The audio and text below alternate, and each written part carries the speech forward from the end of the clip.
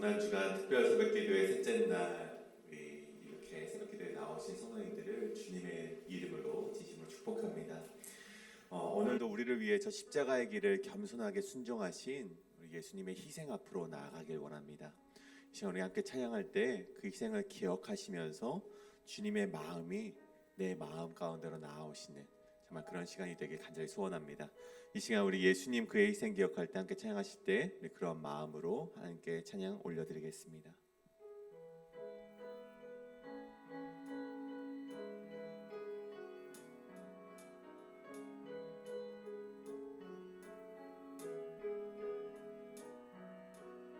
예수님 그의 희생, 예수님 그의 희생 기억할 때 자기 몸 버려 죽으신 주, 나 항상 생명 주신 그대를 마음에 새겨봅니다.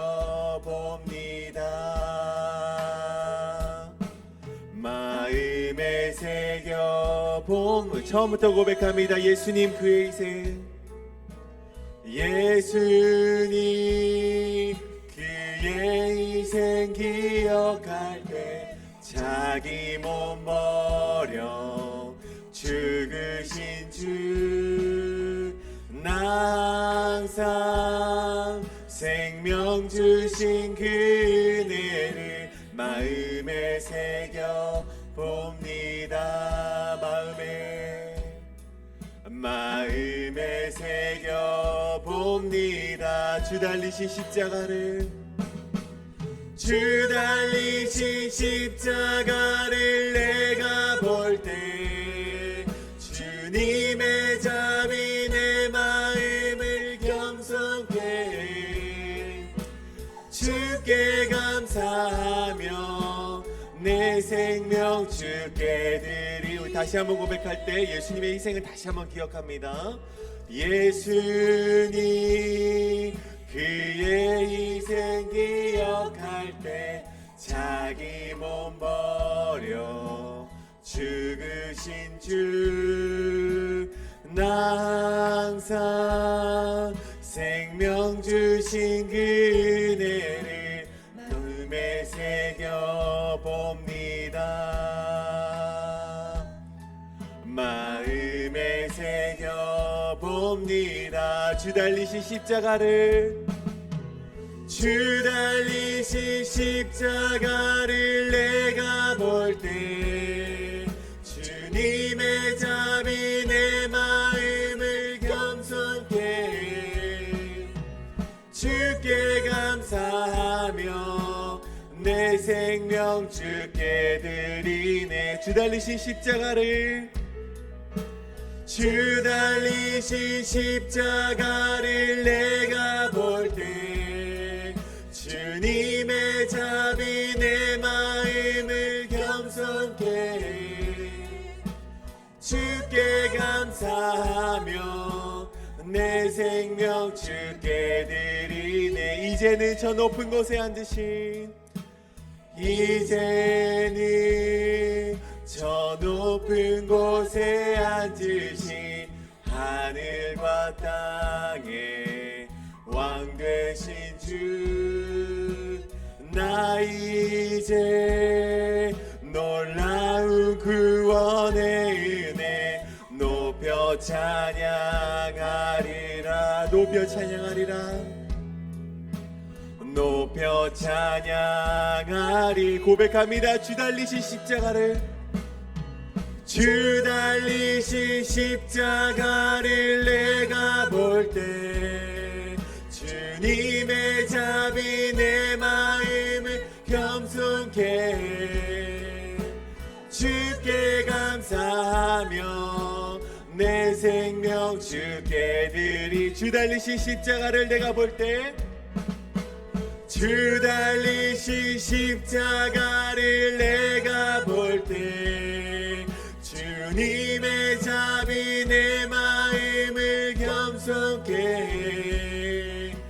주께 감사하며 내 생명 주. 우리 만왕의 왕 내 주께서 우리 함께 힘차게 박수치면서 찬양합니다. 만왕의 왕 내 주께서 왜 고초당했나. 이 벌레 같은 날 위에 그 보혈을 흘렸네. 십자가 내가 처음 볼 때에 나의 맘에 큰 고통 사라져. 오늘 믿고서 내 눈 밝았네. 참 내 기쁨 영원하도다. 주 십자가 못 박힘을 속죄함 아닌가. 그 긍휼함과 그 은혜 말할 수.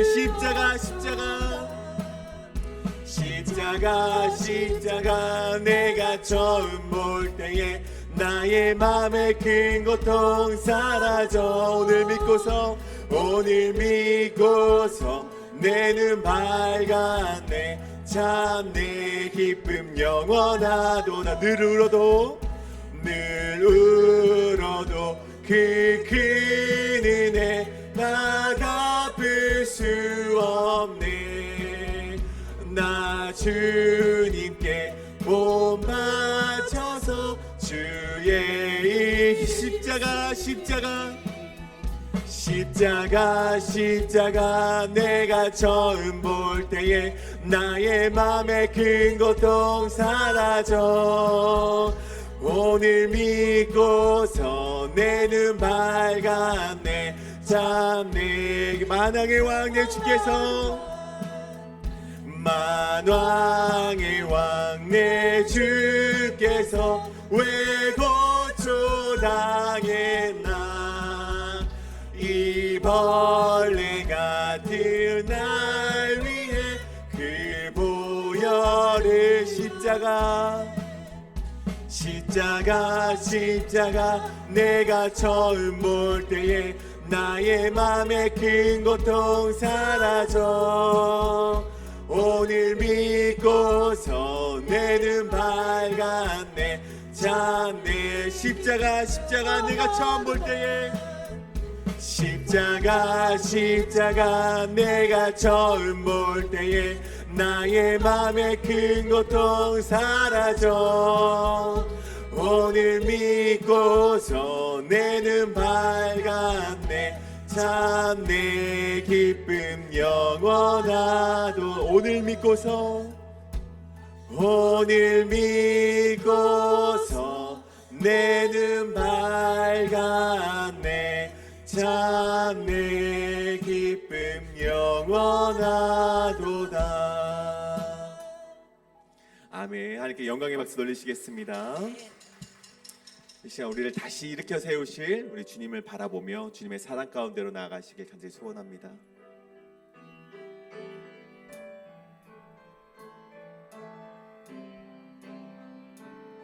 십자가 그 사랑. 십자가 그 사랑 멀리 떠나서 무너진 나의 삶 속에 잊혀진 주네.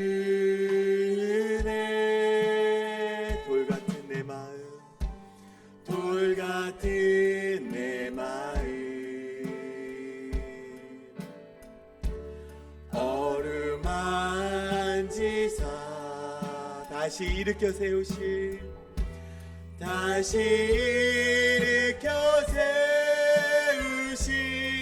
주를 사랑합니다. 주 나를 보호하시고 주 나를 보호하시고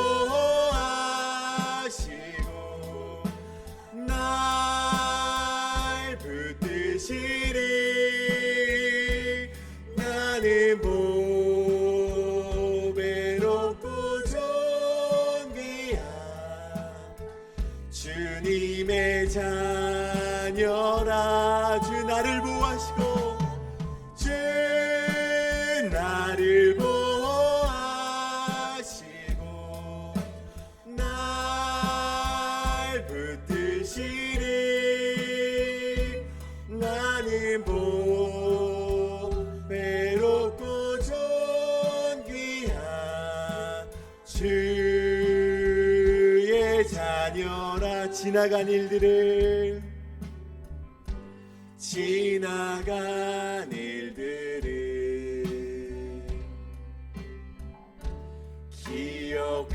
기억하지 않고 이전에 행한 모든 일 생각지 않으리. 사막의 강물에도 길을 내시는 사막의 강물과 길을 내시는 주. 내 안에 새 일행하신 주만 바라보리라. 주 나를 보호하시고 주 나를 보호하시고 날 붙드시리. 나는 보배롭고 존귀한 주님의 자녀라매. 주 나를 보호하시고 주 나를 보호하시고 날 붙드시리. 나는 보배롭고 존귀한 주. 다시 한번 고백합니다. 주 나를 보호하시고 주 나를 보호하시고 날 붙드시리. 나는 보배롭고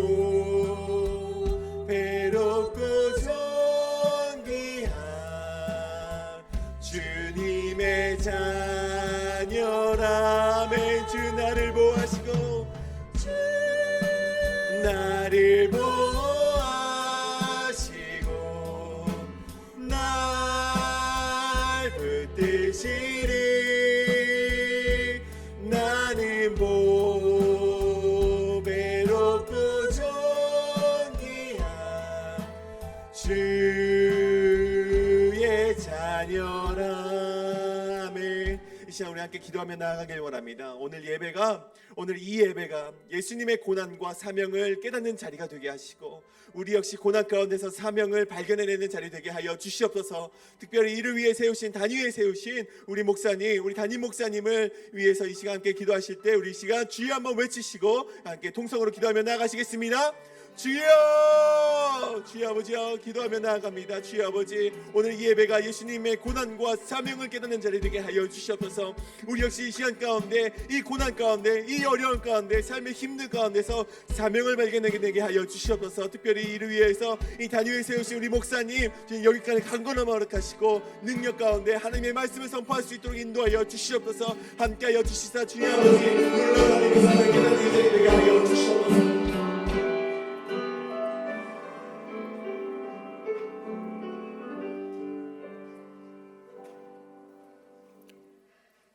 고난을 통해 사랑을 남기신 예수님을 저희에게 보내주신 하나님께 감사드립니다. 이 아침에도 저희들 주님 전으로 불러주셔서 아버지를 예배하며 저희가 보배롭고 존귀한 자녀라고 고백해야 하시는 그 은혜에 또 감사드립니다. 주님, 저희들 지금 고난 주간을 지나고 있습니다. 이 기간 동안만이라도 저희 각자의 개인의 그 바라는 그 기도보다는 이 고난 주간의 의미를 아버지 저희들 조명하며 사랑의 완성과 그 증거인 예수님의 십자가를 묵상하며 크고 놀라우신 하나님의 은총으로 인도받는 기간 될 수 있도록 주님 함께하여 주시옵소서. 달력에 있는 그 절기 행사가 아닌 우리 각자가 하나님 앞에 회개하는 시간을 보내며 주님의 그 십자가를 보게 하시고 정결함을 위해 기도하는 주간 되게 하여 주시옵소서. 사랑의 하나님, 이 의미 있는 절기에 주신 말씀같이 요셉과 노아처럼 우리는 그게 언제일지 모르는 그 하나님의 때를 인내로 기다리며 아버지의 살아계심과 능력을 찾도록 도와주시고 저희들의 삶의 여정이 세상에서 아버지의 사랑에 대한 그 증인이 되게 하여 주시옵소서. 아버지, 계속해서 말씀을 전해주신 우리 이우리 목사님을 성령 충만과 건강을 허락하여 주시옵소서. 목사님을 통해 저에게 허락하시는 그 말씀의 능력이 우리를 보내신 그 분의 뜻을 행하고 그 나라를 함께 세우기 위해 예수님의 그 겸손과 순종을 아주 작은 부분이라도 닮아가며 그 말씀으로 주신 언약을 굳게 믿고 감사하며 함께 예배하는 우리 페이필 한인 장로교회 믿음의 공동체 되게 하여 주시옵소서. 오늘 하루도 우리의 삶을 통하여 우리 주변의 많은 사람들과 주님의 사랑을 함께 경험할 수 있는 그러한 하루가 될 수 있도록 성령님 인도하여 주시옵소서. 간구한 것 그대로 주실 것 믿고 감사드리며 십자가에서 피 흘려 돌아가시고 부활하셔서 지금도 우리를 기다리시고 사랑하시는 예수 그리스도의 이름으로 간절히 기도드렸습니다.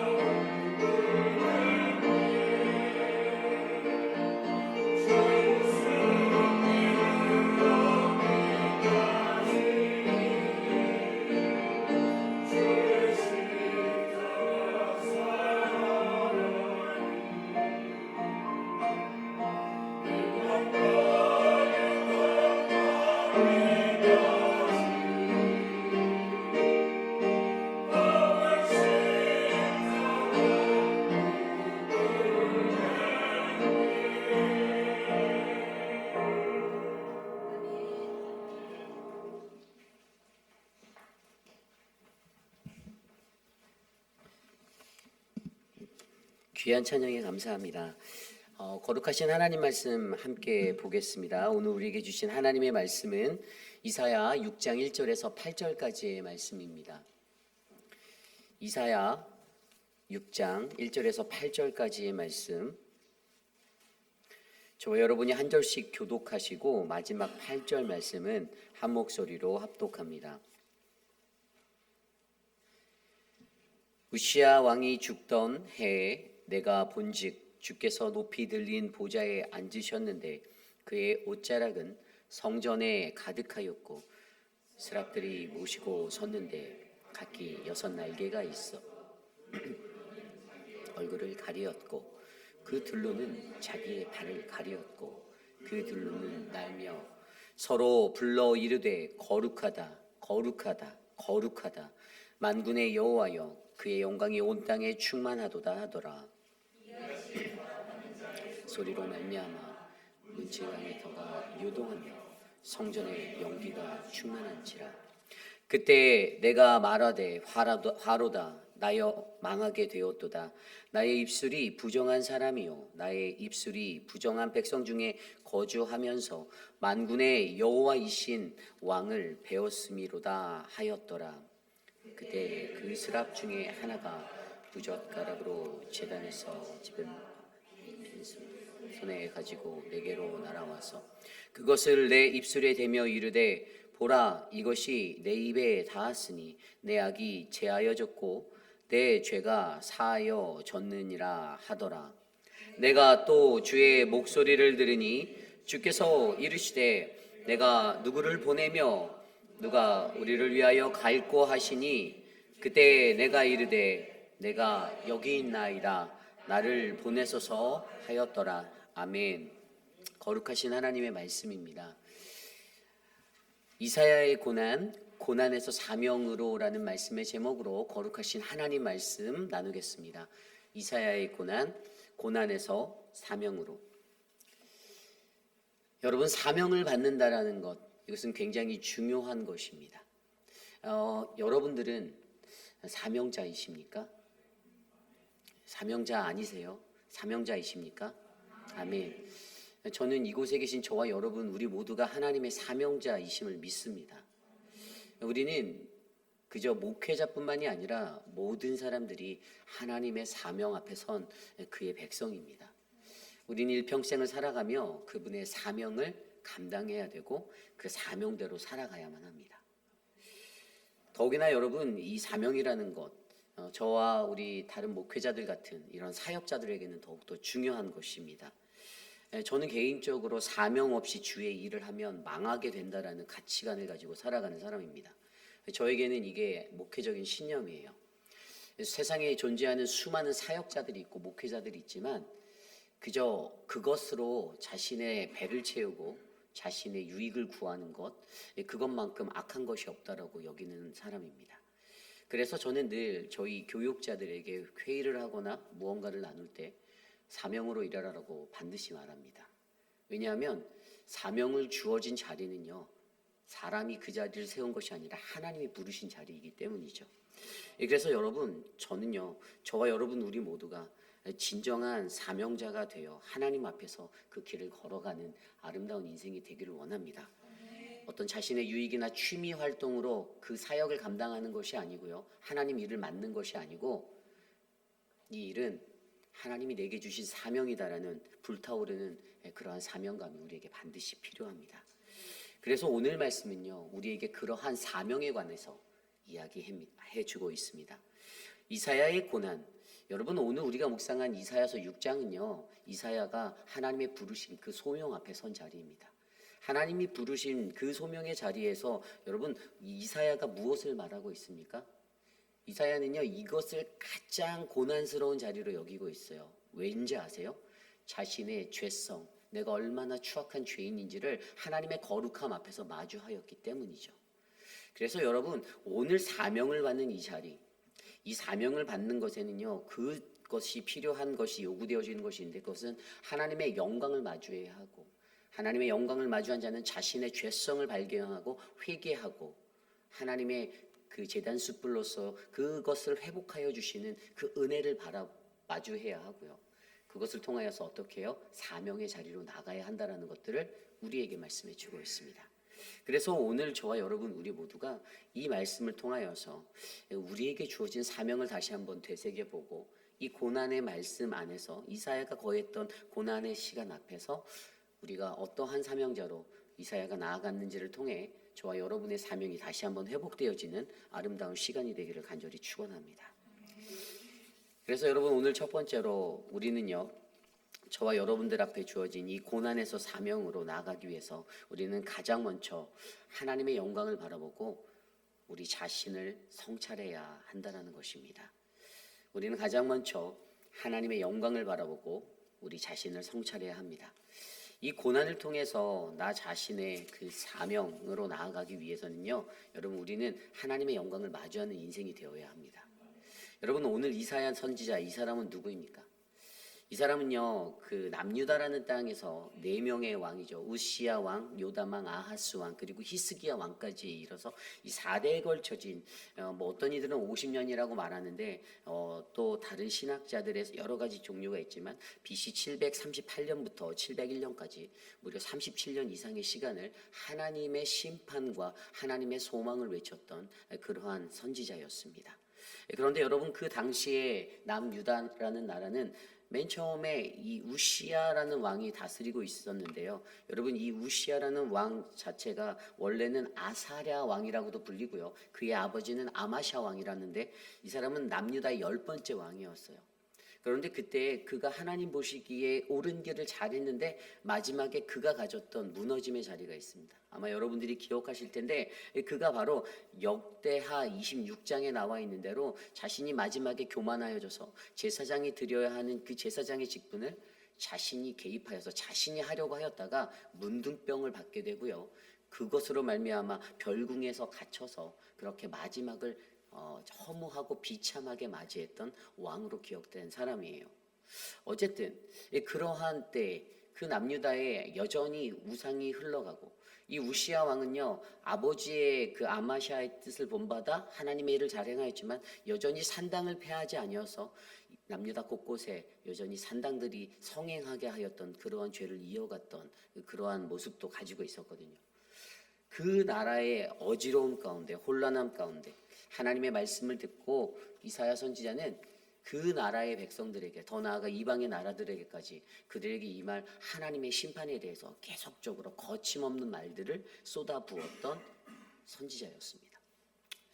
그의 말들은 처음부터 끝까지 하나님의 심판으로 가득하였어요. 너희가 심판받을 것이다. 너희가 심판받을 것이다. 왜죠?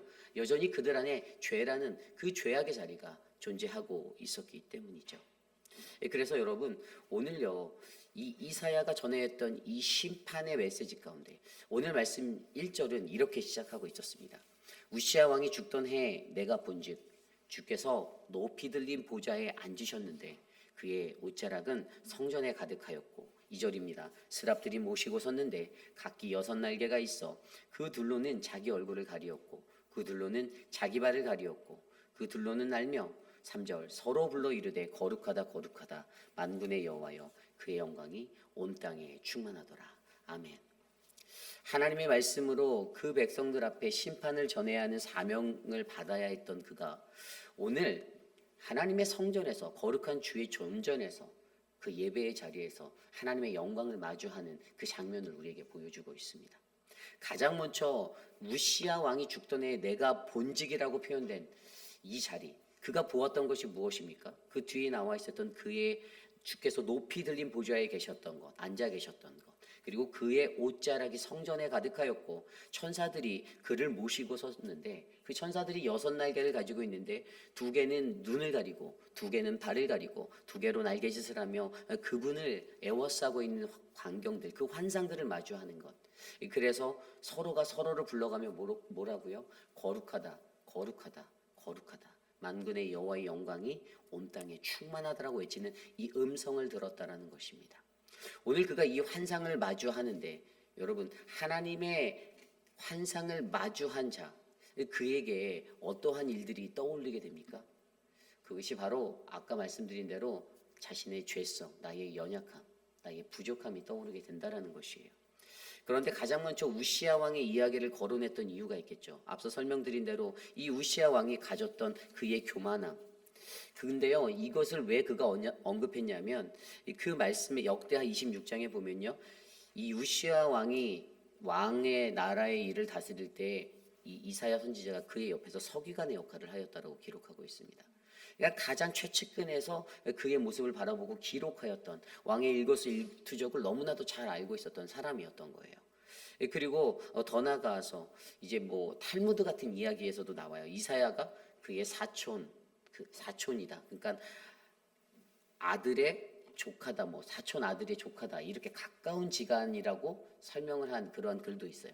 그러니까 이 이사야 스스로가 가지고 있었던 모습은요, 이 우시아 왕과 매우 친밀한 관계에 있었고 그를 가까이서 보았는데 그가 왕정을 행하며 하나님의 뜻을 펼치고 또 때로는 무너져서 하나님의 일들을 감당하지 못했던 교만에 섰던 것까지 다 바라본 그가, 그의 인생의 말년에 그가 문둥병에 걸려 신음하고 고통하는 것까지도 다 목도하였던 그가 고백한 것이 바로 하나님의 영광을 마주하니 가장 먼저 떠올랐던 것은 우시아 왕의 삶의 모습이 자신의 마음 가운데 채워졌다라는 것이죠.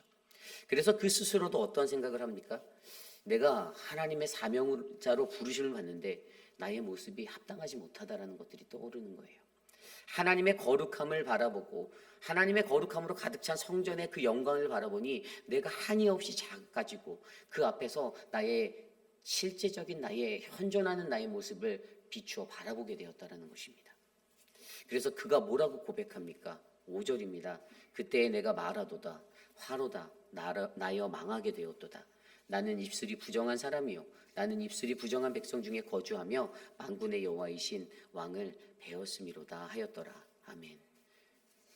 그 영광을 마주한 이사야 선지자의 고백은요, 내가 망했다라고 선포합니다.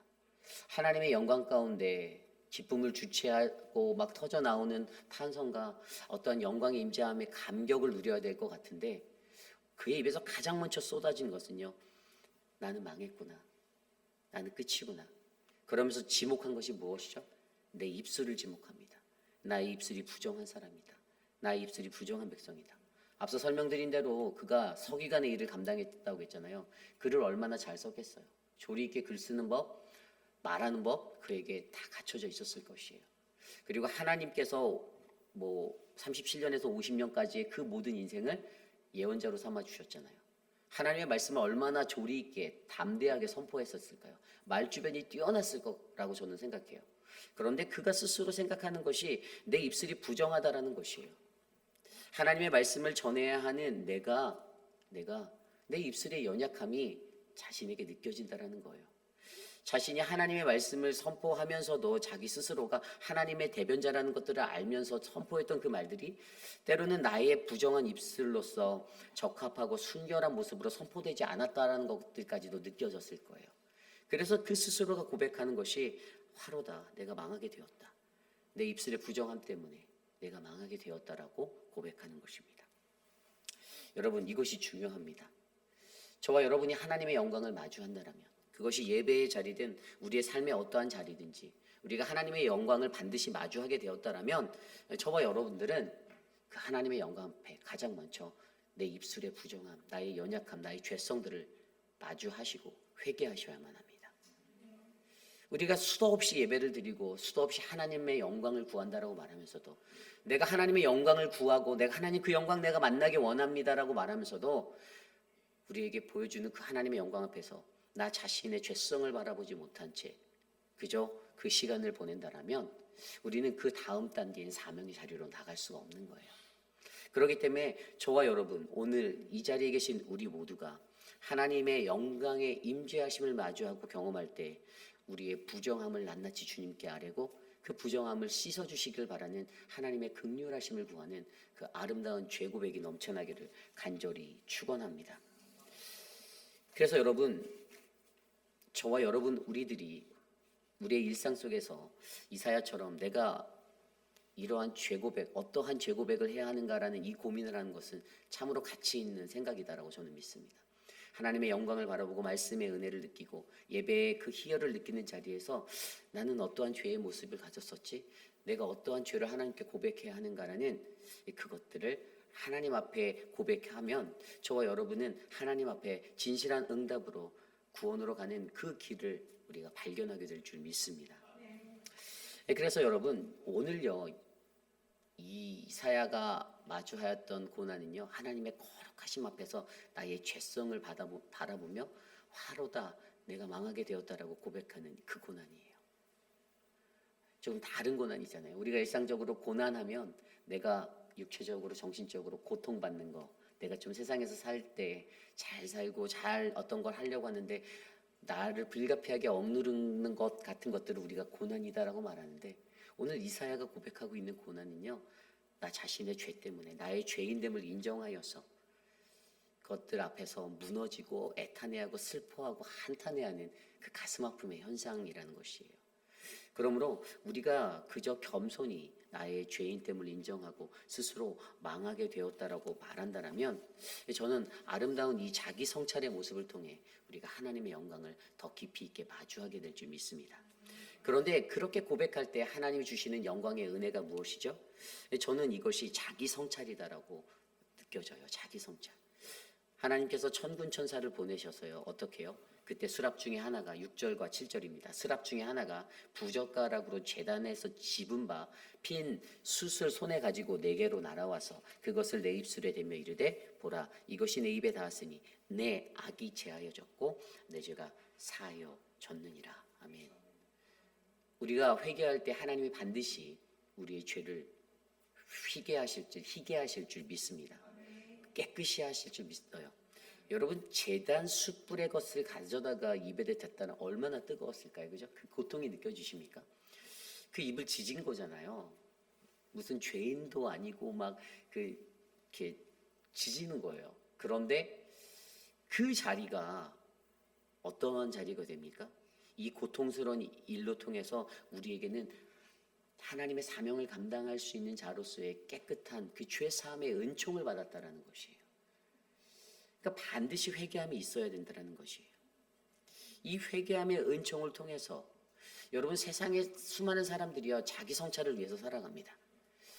이 도를 따르는 사람들 산속에 들어가서 자기 성찰한다라고요. 속세의 모든 것을 끊어놓으라 은둔 자 그런 생활을 하면서 자기 성찰을 한다라고 해요. 그리고 수많은 성인들 뭐 불교 같은 그런 곳에서도 자기 성찰을 늘 내세워요.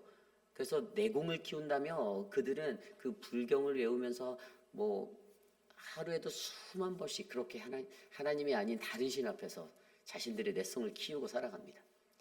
그런데 여러분 저는 수많은 세상의 그런 허다한 종교, 허다한 것들보다 우리가 믿는 이 기독교 안에서 우리에게 주시는 자기 성찰의 최고의 방법을 하나님이 우리에게 알려주셨잖아요. 그게 뭐죠? 회개예요. 회개. 앞서 설명드린 그 회개예요. 우린 이미 그 방법을 너무나도 잘 알고 있어요. 우리가 회개하면 깨끗게 될 것이고 우리가 그 모든 것의 죄사함을 받을 것을 우리는 이미 알고 그분의 선언으로 우리의 말씀으로 이미 알고 있습니다. 그런데 문제는 우리가 그 속에서도 진정한 회개가 일어나지 않는 거예요. 입술로서 그냥 가볍게 하나님 잘못했습니다. 다시는 안 그럴게요 하면서도 돌아보십시오. 얼마 지나지 않아 우리는 원점에서 똑같이 내 입술의 범죄함으로 내 마음의 범죄함으로 똑같은 나의 삶에 배겨진 내 습관적인 죄의 범죄함들 가운데 우리는 놓이고 있다는 것이에요. 그러므로 여러분 저와 여러분들에게 찾아온 이 하나님의 은총을 경험하기 위해서 우리가 회개하고 하나님의 은총 그 은혜로 말미암아 내가 다시 한번 하나님 앞에 일어나 이 사명자의 길을 걸어갈 것들을 확신하시기를 부탁드립니다. 여러분들은 하나님의 사람으로 선택받은 분들입니다. 그렇기 때문에 그러한 한 사람 한 사람에게는 반드시 하나님의 영광 앞에서 우리의 떠오르는 죄성을 하나님께서 예수 그리스도의 보혈로 그분의 은혜로 덮어주시고 우리를 다시 한번 일으켜 주실 그런 믿음의 사람임을 반드시 기억하고 하나님 앞에 나아가시기를 간절히 축원합니다. 그렇습니다. 구약의 시대 때는요 하나님의 영광을 바라보면 죽는다라고 수많은 사람들이 인정하고 살았습니다. 모세도 그랬고요 모든 사람들이 그랬어요. 그런데 오늘 이 시대를 살아가는 저와 여러분들은요 늘 하나님의 영광을 구하며 예배드리지 않습니까? 이곳에 하나님의 영광이 임하길 기도하며 나아가지 않습니까? 우리가 밟는 땅, 우리가 선 곳, 우리의 가정마다 그리스도의 계절과 같은 하나님의 영광이 임하기를 원하지 않습니까? 그래서 오늘 저와 여러분이 드리는 이 예배도 너무나도 귀한 거예요. 고난 주간이라 특별해서 이곳에 나온 것이 아니라 하나님의 영광 때문에 그 영광에 이끌려 오늘 이곳에 오신 저와 여러분, 우리의 예배 가운데 그분의 영광을 만나시고 나의 연약한 죄성을 바라보시고 하나님 앞에 회개함으로 그분의 죄 씻음의 은혜로서 주님 앞에 다시 서시는 우리 모두가 되시기를 간절히 축원합니다. 이것이 오늘 말씀의 첫 번째 말씀, 고난에서 소명으로 저와 여러분들 하나님의 영광 앞에서 하나님의 영광을 바라보고 우리 자신의 죄 가운데 우리 자신을 성찰하시는 우리 모두가 되시기를 간절히 축원합니다. 오늘 두 번째로 고난에서 사명으로, 오늘 두 번째로 고난으로 자신을 성찰하기 위해 우리가 사명으로 나아가려면요, 하나님의 사명으로 나아가야 한다는 것입니다. 하나님의 사명으로 나아가는 것, 오늘 말씀 8절에서는요 그렇게 회개를 통하여서 자신을 성찰시켜서 깨끗함을 입은 이사야에게 하나님께서 다시 사명을 불어넣어 주시고 계십니다. 내가 또 주의 목소리를 들으니 주께서 이르시되 내가 누구를 보내며 누가 우리를 위하여 갈고 하시니 그때 내가 이르되 내가 여기 있나이다 나를 보내소서 하였더니. 아멘. 여러분, 이 구절이요 수많은 교회들이 선교 갈 때 많이 외쳤던 구절 아닙니까? 근데 여러분, 이 구절에 관한 해석 전에도 해드렸지만 이 구절을 잘못 이해해서 잘못 해석할 때가 너무 많잖아요. 아시죠? 주여 내가 여기 있나이다 나를 보내소서 제가 가겠습니다 하는 이게 사실 오늘 이거를 선교 갈 때 써먹는데요. 오늘 이사야가 들고 갔던 사명은 어떤 거죠? 오늘 우리가 읽지는 않았지만 이 뒤에 말씀에 보면요 그들에게 이렇게 사명을 선포하라고 말씀하세요. 9절부터 11절이에요. 여호와께서 이르시되 가서 이 백성에게 이르시되 너희가 듣기는 들어도 깨닫지 못할 것이고 보기는 보아도 알지 못하리라 하여 이 백성의 마음이 둔하게 하며 그들의 귀가 막히고 그들의 눈이 감기게 하라. 염려하건대 그들이 눈으로 보고 듣고 귀로 듣고 마음으로 깨달아 다시 돌아와 고침을 받을까 하노라 하시기를. 아멘. 이사야에게 선포하라고, 심판의 강력한 메시지를 선포하라고 하는데 그들의 마음이 둔하게 하고 그들의 귀가 막히고 이렇게 하라는 거예요. 이게 저희가 신학교 다닐 때도 이 부분들을 서로 많이 토의하고 논의했었던 이야기거든요. 아니, 하나님 사명 주셨는데 하나님이 왜 이러한 사명을 그에게 부어주셨을까? 이상하다라는 생각이 들 만큼. 그런데 여러분, 이것의 참된 의미가 뭐냐면요, 하나님께서 너무나도 잘 아시는 거예요. 여지껏 그려왔듯이 저들에게 이 심판의 메시지는 선포돼야 하는데 저들은 분명히 듣지 않을 거야. 저들은 여전히 듣지 않을 거야. 저들은 스스로가 귀를 막고 저들은 너가 아무리 목청 터져라 외쳐도 쟤네들 변하지 않을 거야. 그래서 결국에 저들에게는 반드시 심판이 임할 거야를 전하는 것이었어요. 그럼에도 불구하고 하나님의 메시지는 선포되어져야 한다는 것이 이 사명의 핵심이에요. 그래서 하나님은 그 사명을 감당하기 위한 사명자들을 계속해서 찾고 계시고 그 한 사람 한 사람을 부르고 계시는 거예요. 오늘과 같은 이 시대를 살아가는 저와 여러분에게도 우리에게도 마지막 때 똑같아요. 마지막 때를 살아가는 우리에게도 세상 사람들은요, 세상에 수많은 교회가 있고 수많은 메신저가 있고 수많은 하나님의 프리처들이 있다 할지라도 그 메시지를 듣고 그 말씀에 민감하게 반응하는 사람들은 들을 귀 있는 자들을 들을지어다라는 소수의 사람들이라는 것이에요. 그래서 우리가 여기서 영적으로 느껴야 하는 것은요, 사명받는 우리들이 어떠한 상황과 환경에서도 우리는 하나님의 말씀을 선포해야 되는 그 사명의 자리를 찾아가야 한다는 것이 더 중요한 핵심인 것이죠. 비가 오나 바람이 부나 눈이 오나 그 어떠한 상황 속에서도 우리가 하나님의 말씀을, 하나님의 메시지를 세상 가운데 진실되게 외칠 수 있는가? 저는 우리 교회의 모든 성도님들이 그러한 사명자 되기를 원합니다. 사람들에게 눈치 보고 환경에 눈치 보고 그래서 이것을 오늘은 선포할까? 내일은 선포하지 말까? 제가 단상에 올라오는 이 예배의 순간마다 하나님의 말씀을 준비하며 기도하는 것이 있는데 하나님 담대하게 하소서라는 것입니다. 제가 이렇게 사람들과 아이 컨택을 하고 눈을 맞추다 누군가를 보면 내가 이 말씀은 하지 말아야지라는 생각이 문득 떠오를 때가 있어요. 그런데 그 모든 것보다 하나님이 내게 주신 성령에 의해서 그 인도하심에 따라 하나님의 말씀을 말씀대로 선포하는 것, 저는 이것이 사명자로서 이사야에게도 동일하게 부어지는 그런 은혜라고 바라봅니다. 이사야는 알았어요. 그가 50년을 선포해도 그들이 안 바뀔 거라는 거. 이사야는 알았어요. 그들이 50년을 선포해도 저들은 바벨론의 포로로 끌려갈 것이라는 거. 이사야는 알았어요. 이 남유다는 멸망할 것이라는 거. 그렇기 때문에 어떠한 상황 속에서도 하나님은요, 우리를 성찰한 그 자아의 성찰의 자리에서 하나님의 그 은혜로서 만져주신 그 자리에서 사명자로 불러주셨으면 우리들에게 변함없는 하나님을 향한 하나님의 메시지가 선포되어져야 한다는 것을 믿으시기 바랍니다. 그런데 여러분, 그게 끝이 아니죠. 거기까지만 선포되어지면 정말 성경이 재미없고 하나님이 시시한 분이세요. 그런데 하나님이 미라클하고 하나님이 능력의 주가 되시는 것은 오늘 6장 말씀의 마지막 구절 13절 말씀 때문이에요. 12절 3절 여호와께서 사람들을 멀리 옮기셔서 이 땅 가운데서 황폐한 곳이 많을 때까지. 이사야가 질문했거든요. 언제까지입니까? 언제까지 내가 이거 선포해야 돼요? 이 말도 안 되는 말을 내가 언제까지 외쳐야 됩니까? 이 땅 가운데 황폐한 곳이 많을 때, 결국에 심판받을 때까지거든요. 그때까지 네가 선포하면 돼. 13절에 말씀하십니다.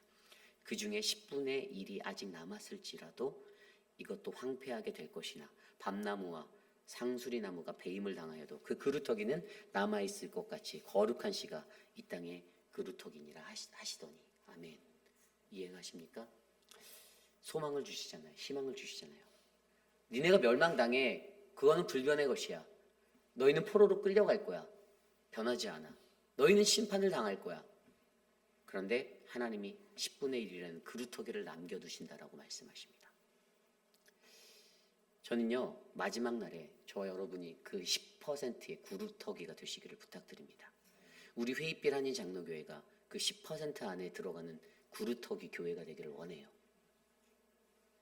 혼미한 것으로 세상의 것들 다 받아서 이상하게 만드는 그러한 나의 혼미함, 그래서 하나님의 말씀을 흐리게 만드는 그 죄성으로 살아가는 것이 아니라 하나님의 말씀대로 오늘 하루를 정직하고 성실하고 신실하고 바르게 열심히 살아.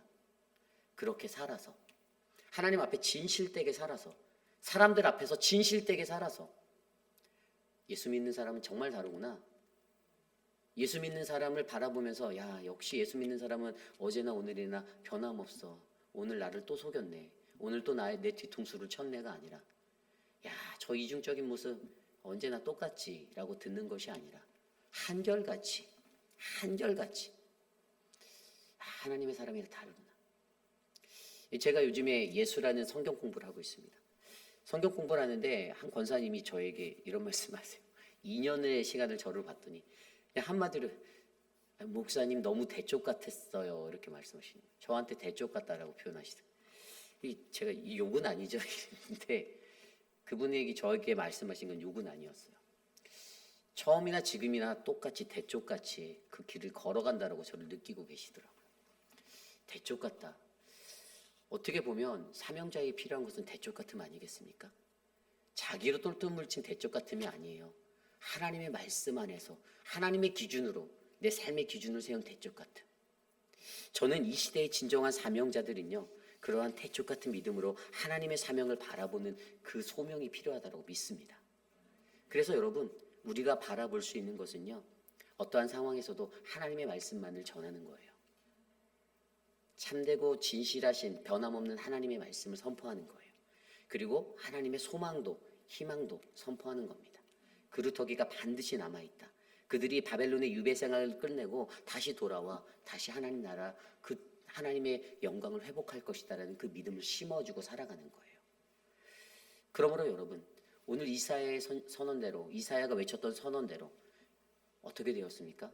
후에 예수 그리스도라는 메시아가, 이사야가 선포했던 그 메시아가 우리에게 임하시고 이 땅을 회복하기 위해 십자가에 달려 돌아가지 않으셨나요? 저와 여러분, 우리 모두에게 그 은혜가 넘쳐나기를 간절히 축원합니다. 하나님의 진정한 사명자로 살기 원하십니까? 내가 하나님의 무늬만 갖춘 겉모습만 사명자라고 말하는 자가 아니라 진짜 사명자 되기 원하신다면 여러분, 반드시 하나님이 주시는 이 사명 앞에 진실되게 나가시는 우리 모두가 되시기를 간절히 축원합니다. 이제 말씀을 정리해 보고자 합니다. 이사야가 53장 5절 6절에 이렇게 선언하였죠. 그가 찔림은 우리의 허물을 인함이요 그가 상함은 우리의 죄악을 인함이라. 그가 징계를 받음으로 우리가 평화를 누리고 그가 채찍을 맞음으로 우리가 나음을 입었도다. 우리는 다 양 같아서 그릇 행하여 각기 제가 할 길로 갔거늘 여호와께서는 우리 무리의 죄악을 그에게 담당시키셨도다. 예수 그리스도가 오시기 700년 전에 그 땅에 존재하였던 선지자 이사야, 그는 예수 그리스도가 우리에게 오셔서 우리의 모든 죄를 담당하시고 제갓길로 걸어가고 자기 마음대로 살아가는 혼미한 이 세상 가운데 가장 큰 대속의 은혜로 올 것을 선언하였습니다. 자신이 50년 가까운 시간을 심판의 메시지를 외치고 소망의 메시지를 외쳐도 자신의 생애에는 이들의 변화는 볼 수 없고 이 나라는 멸망할 것이고 이 나라는 황폐해질 것이다. 그러나 그 안에서도 하나님이 남겨놓으신 그 그루터기 된 사람들로 말미암아 하나님의 영광은 반드시 회복될 것이다라는 그 은혜를 외치고 다녔던 사람이 바로 이사야였습니다.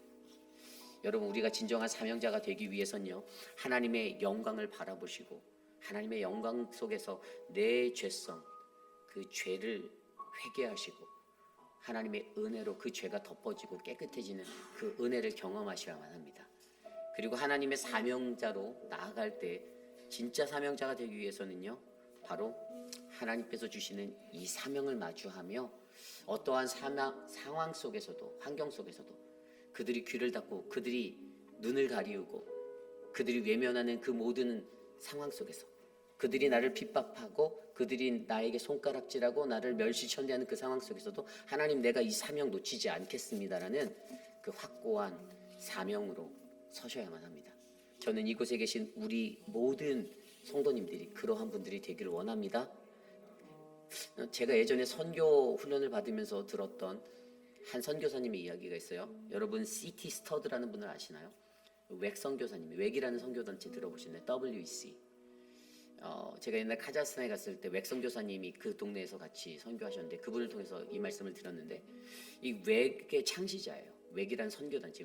웩은요, 훈련을 받을 때 선상에 바다에 배를 띄워서 그 위에서 6개월 동안 훈련을 받아요. 선교 훈련을 받아요.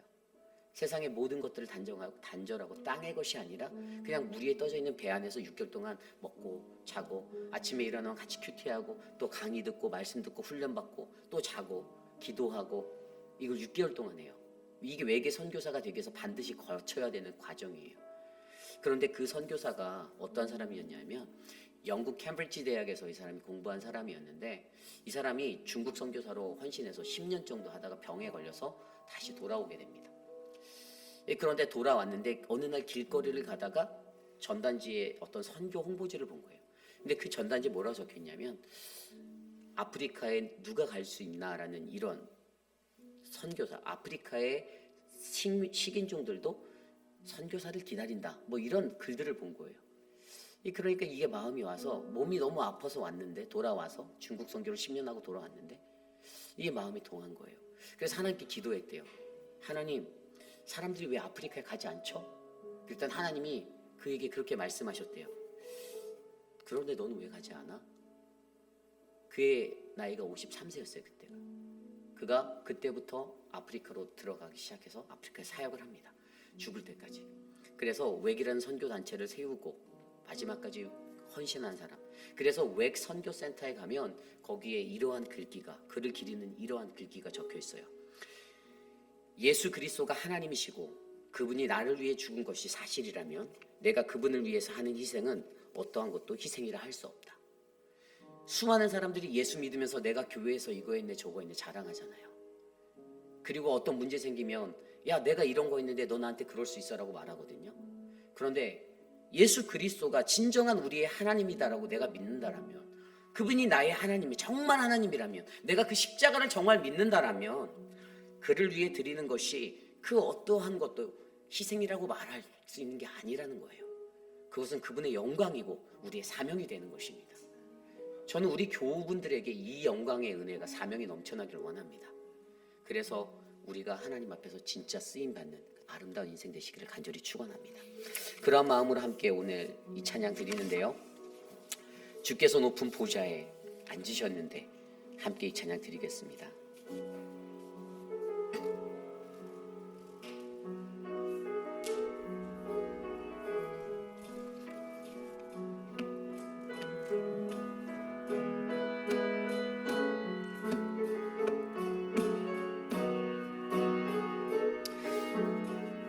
주께서 높은 보좌에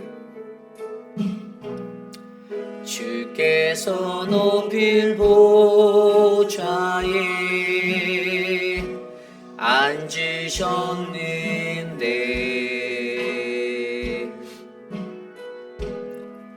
그 옷자락의 성전에 가득하도다.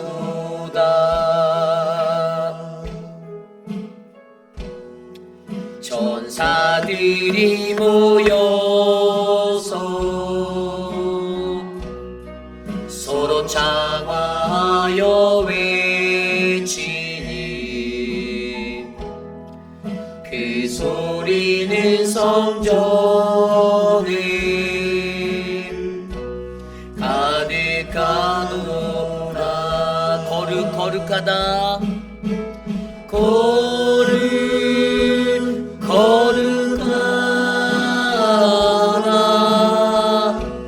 만군의 여호와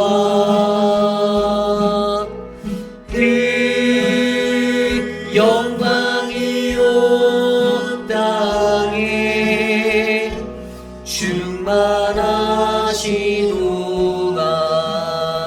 주께서 높은 보좌에 주께서 높은 보좌에 앉으셨는데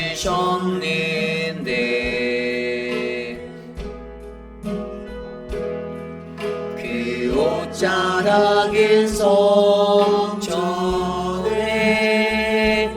가득하도다.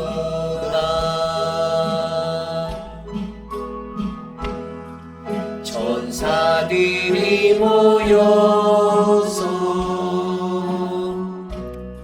서로 장화하여 외치니